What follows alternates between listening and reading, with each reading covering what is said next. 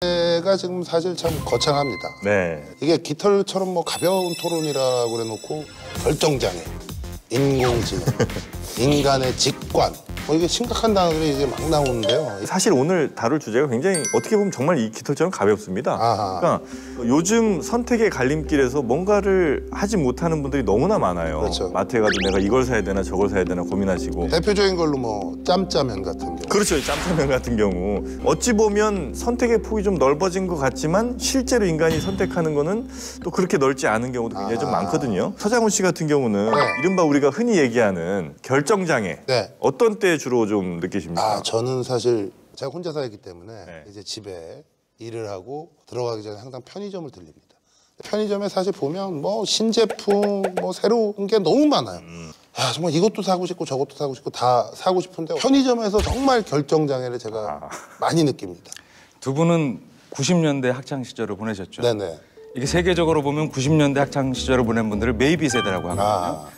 아마도라는 얘기를 자주 하십니다. 대부분 결정장애가 있어요. 인류가 가장 지금 풍요로운 시대에 살고 있는데 역설적으로도 선택할 게 굉장히 많다 보니까 그렇죠. 아무것도 선택을 못하게 되는 것이죠. 이렇게 저희가 갈팡질팡한 사람을 위해서 인공지능이 대신 고르게 할 건지 아니면 내가 직접 고를 건지 지금 오늘 이걸로 싸우는 거거든요. 그렇죠, 그렇죠. 전 그냥 뭐 내 직관대로 좀 이렇게 할 것 같긴 한데 뭐 그게 무슨 의미가 있나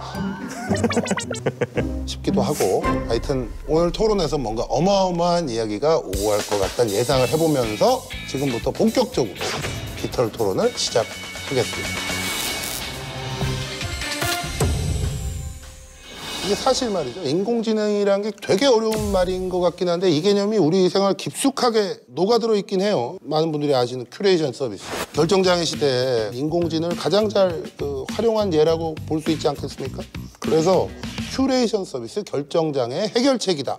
정말 정보가 너무나 과잉한 시대에 너무나 많은 것들이 우리 앞에 놓여져 있는데 뭘 골라야 될지 모르니까 선택에 좀 보조를 해주는 것 이런 것들이 이제 큐레이션 서비스다. 이 그럼 큐레이션 서비스라는 게 도대체 나에 대해서 어떻게 알고 추천을 도대체 어떻게 해주는 건지 그 원리가 좀 궁금한데? 그러니까 기본적으로는 이 빅데이터를 기반으로 한 이 알고리즘 그러니까 빅데이터 분석을 통해서 이제 저에게 혹은 뭐 그 서비스 이용자들에게 알려주는 거거든요.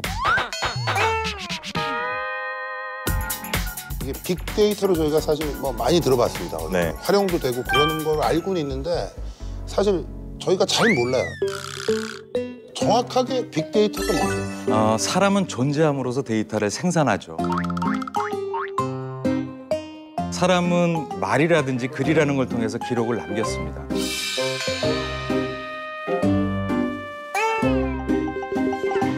최근에 들어서 그 기록이라는 데이터의 양과 속도가 굉장히 크게 폭증하게 된 겁니다. 그래서 데이터 앞에 빅이라는 용어가 붙고요. 우리가 일상에서 가장 쉽게 얘기하는 빅데이터가 SNS라고 하는 사진과 같은 이미지, 글로 쓰여져 있는 텍스트 같은 것들을 빅데이터의 하나의 종류라고 얘기를 할 수가 있습니다. 근데 그런 것들을 가공해서 어떤 데이터를 만들어낼 수 있는지 제가 한번 분석을 해온 사례가 있는데요. 네네. 오늘의 분석 주제는 우리 MC인 서장훈 씨입니다. 네. 온라인, SNS를 포함한 전체 미디어 채널에서 나오는 얘기를 종합해 보니까 약 6만여 건의 얘기가 나와요. 그리고 서장훈 씨와 관련지어서 가장 많이 언급되는 키워드를 살펴보니까 매력이라는 키워드가 높게 나오고요. 다행이네요. 네, 대세, 다행이네요. 주목할 만한 키워드인데 애잔이라는 애잔. 키워드가 나오고 있습니다. 아하.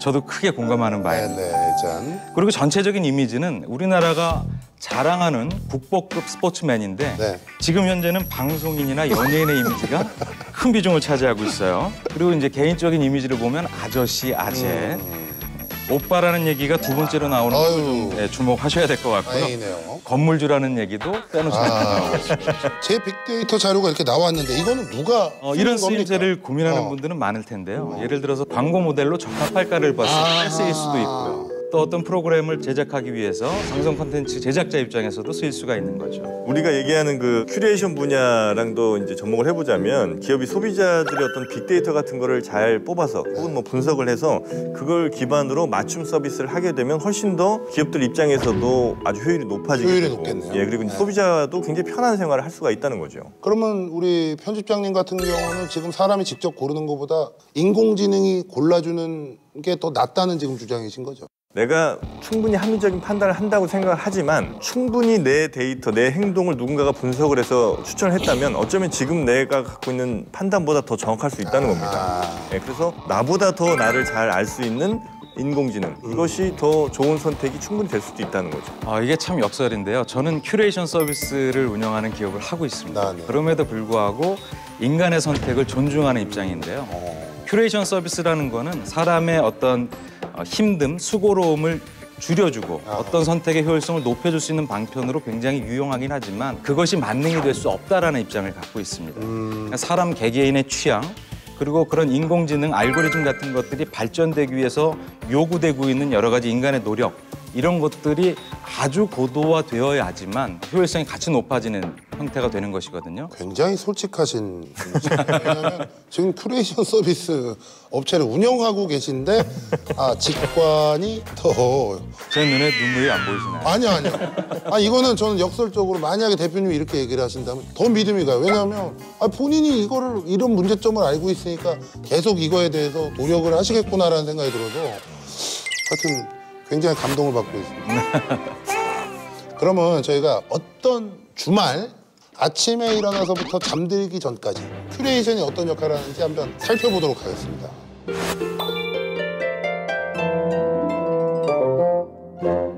두 분은 아침에 눈 뜨자마자 뭐 하시나요?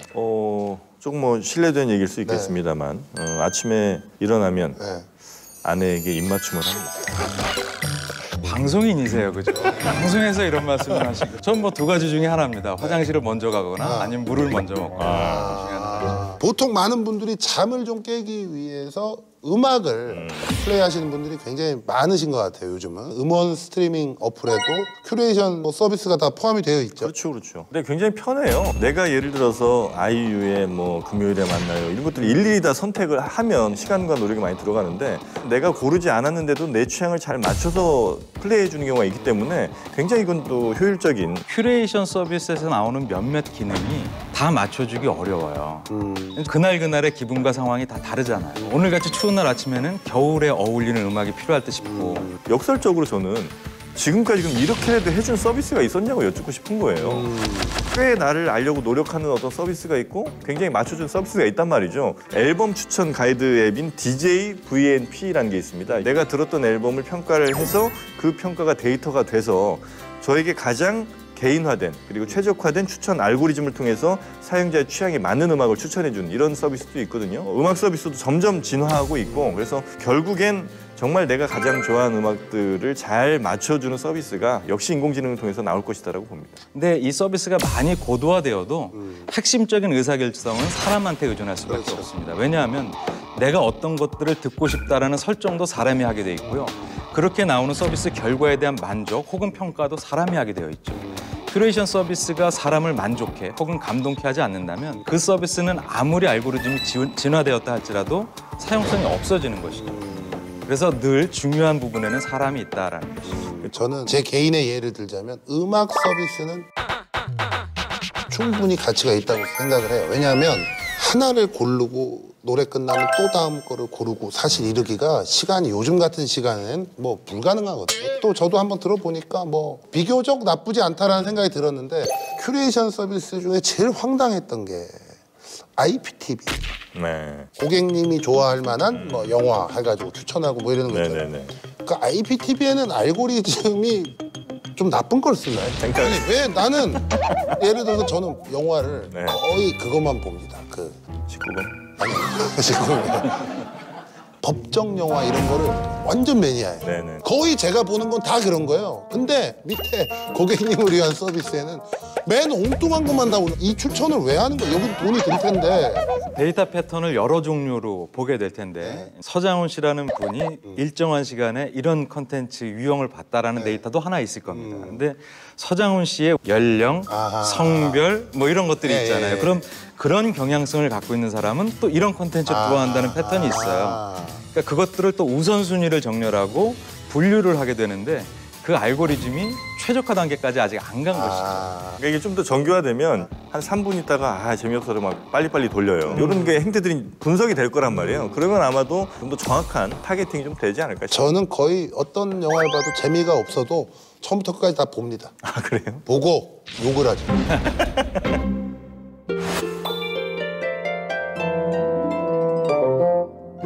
어느 지역에 갔는데 맛집을 좀 찾고 싶다든지 이런 것들은 내가 막 책 찾아가면서 하기는 너무 좀 힘든 거잖아요. 그래서 그럴 때는 이미 많이 갔던 사람들의 데이터를 분석한 이런 큐레이션 서비스, 예를 들면 그 맛집 빅데이터 서비스는 뭐 코드 같은 경우 그냥 블로그를 내가 막 찾아갖고 아 이게 좋은가 저게 좋은가를 하는 것보다는 훨씬 더 좋은 선택을 좀 하는 것 같아요. 근데 그게 또 늘 만능일 것이 없는 것이 제가 지난주에 마침 제주도로 여행을 갔는데 맛집 검색을 했어요. 근데 속으로는 불안한 거예요. 왜냐하면 거기서 나오는 맛집이 늘 맛집이 아닌 경우. 그렇죠. 이제 제주도의 관공서에 근무하는 지인이 있는데 그분이 추천해 주시는 곳은 관광객들은 오지 않는 맛집이에요. 그런 곳이 늘 가장 좋은 선택이었다는 결과들을 얻잖아요. 그래서 큐레이션 서비스의 값들이 정답은 아니다라는 생각을 갖고 있죠. 저는 아까부터 우리 김 대표님 말씀을 계속 듣다 보니까 우리 김 대표님이 운영하시는 그 큐레이션 업체가 굉장히 지금 궁금해지고 있어요. 당연히 이분이 이쪽에 앉아서 그 큐레이션 서비스가 좋다라고 주장을 하셔야 되는데 아, 굉장히 신선하네요. 네.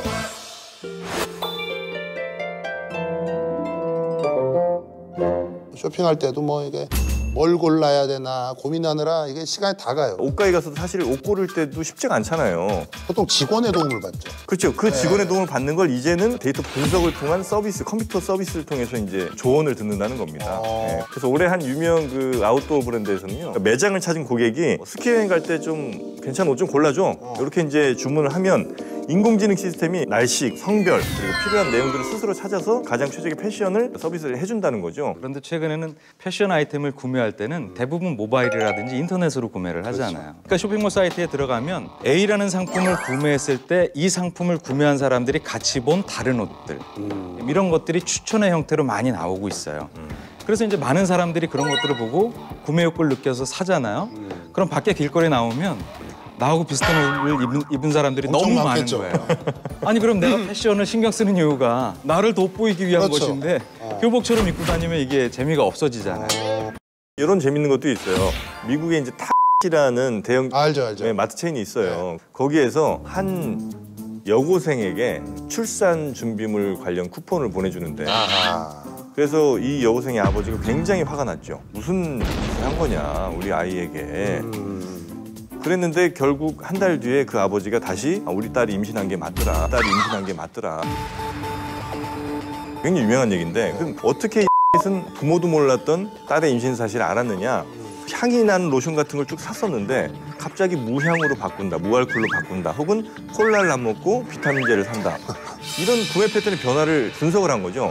그만큼 어쩌면 내 가족 혹은 나도 모르는 것들을 그 데이터 분석을 통해서 알 수도 있다는 사례가 되는 거죠. 이렇게 재밌는 사례가 굉장히 많은데요. 우리나라의 경우에는 작년에 한 편의점 업체에서 있었던 성공 사례인데 직장인들이 편의점 와서 가장 많이 찾는 아이템 중에 하나가 야쿠르트였어요. 요구르트. 네. 요구르트 굉장히 소량이잖아요. 네. 그래서 이런 것들을 부르는 은어가 하모니카 분다라는 얘기가 있어요. 빵 그러니까 한 줄짜리를 뚫어서. 사서 네. 빨대를 5개를 꽂아서 왔다 갔다 뭐. 아 그걸 보고 차관에서 대용량 야구르트를 만들었는데 이게 소비자의 욕구를 확 분출시킨 거죠. 제가 가장 좋아하는 아이템입니다. 어릴 때부터 아마 그런 기억을 많이 하셨을 거예요. 그래서 결핍이 늘 있죠. 하나 갖고는. 그럼 이거 1.5리터로 만들든가. 어느 날 편의점에 갔는데 그걸 보고 너무 기뻐가지고 저희 집 냉장고에 늘 있습니다. 그 관련된 그 상품 얘기를 조금 해드리면